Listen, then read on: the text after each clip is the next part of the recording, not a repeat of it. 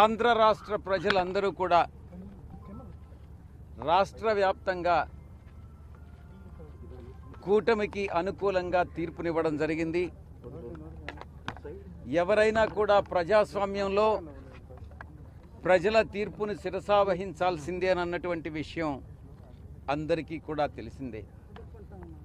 అది రాజ్యాంగబద్ధం కూడా. ఈ యొక్క వైఎస్ఆర్సీపీ మేము ఎదుర్కొన్నటువంటి ఈ యొక్క ఓటమికి కారణాలని సమీక్షించుకోవాల్సి ఉంది.